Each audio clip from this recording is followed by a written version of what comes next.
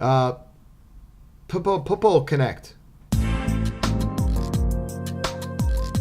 Live from South by Southwest 2014 is myself, I Do Notes, and Life on Mobile. We're looking at PPL Connect. This one's brought to you by the Hovercam, who is kind enough to send us the Mini 5 camera.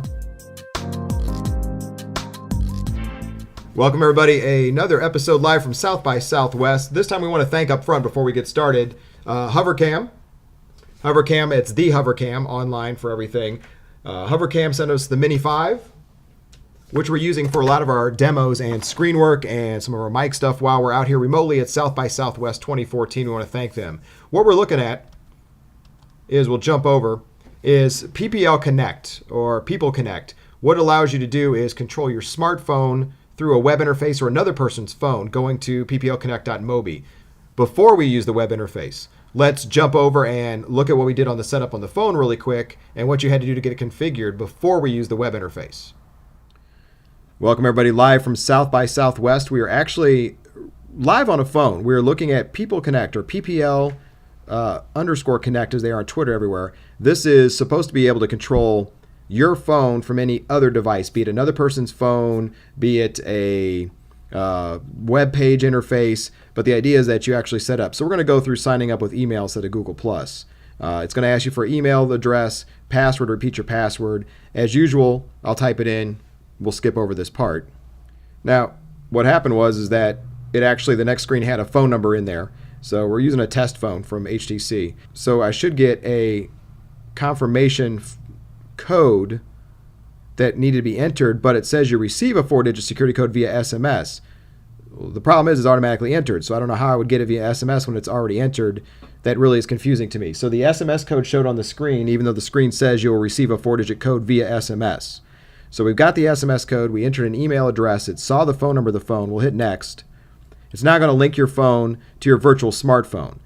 After we get into that, we'll actually look at the web interface and the page of what it's supposed to do. So we're going to hit the final step of link, and the phone is linked. Now, from any smartphone device or from the web, I go to the pplco.mobi, and we're able to control this device and interact. So we'll jump over to that and show the stuff that's there.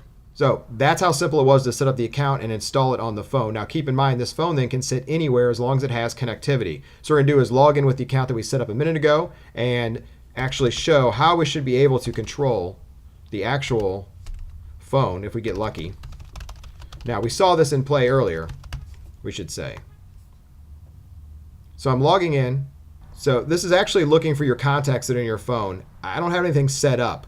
You do have some credits, as you can see on the left side. You can get some free credits. We'll look at those in a minute.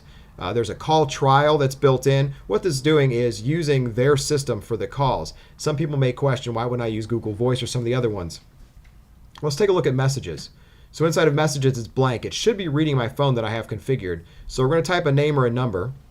What I did was sent an SMS to a public Google Voice number that's out there on the web. That then should transpire over to another device, and you will see what we get. And I'm actually going to open up the device I sent it to really quick. So what I did is got a test send from peopleco.mobi. So it actually appends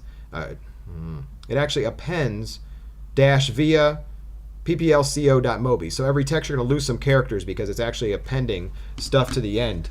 I'm kind of curious as to why you've got to match the name that it's coming from, which if they have you in the address book, it'll be fine. It'll just say it's coming from their interface instead of directly from your phone. So that's one way. According to the way this looks, you should be able to go back and forth texting with somebody by using their interface.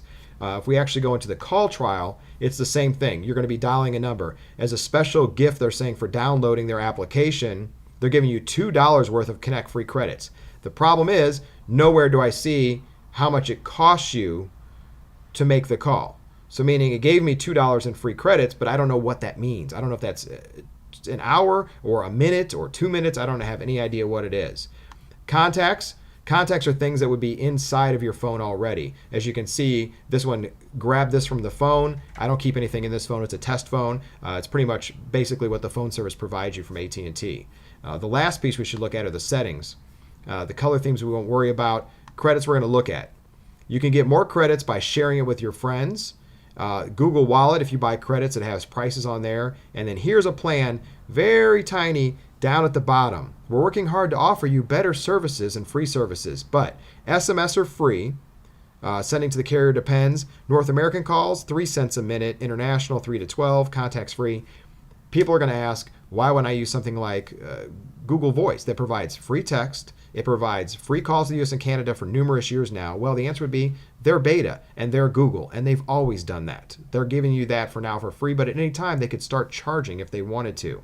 So keep in mind, these are rates that you will pay once they start using up your free credits and going live.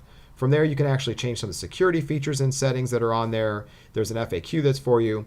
Overall, I'm not sure. It's like a virtual smartphone. You really can't do anything else but send text and make calls. So this gives you the ability, if you've left your phone somewhere, to still retrieve the messages as well as see who's called you or make some calls from it. Remember, there is a cost that's assigned to it. So this app needs to be running on your phone for you to connect to it. I'm not sure how much data it uses. I'm not sure how many controls it has. I don't know how often it syncs. I don't know how often it grabs your contacts. I really don't know a lot about it, and that's one of the things that really confuses me as I dealt more and more with this, is I don't know what the heck it really does in the back end. We should also point out that they don't own pplconnect.com. It says real estate investors, but it's just a page holder. So they don't actually own pplconnect.com. So if you want information on them, definitely don't go to www.pplconnect.mobi. That's the mobile site. Go to pplconnect.mobi without, and what you'll get is information. It's how you download it, how it works a little bit, what they tell you can, what tablets you can use. I don't know. It's okay, but I don't know what I'm going to do with it. So it's another Social Networker episode. Thanks once again to the Hovercam for the Mini 5 that gave you the close-up looks at all the products we're going to be doing and demoing here from South by Southwest 2014. And make sure you follow myself, I Do Notes, and Life on Mobile. Paul is here out in the field somewhere right now. We will see everyone later on in another episode.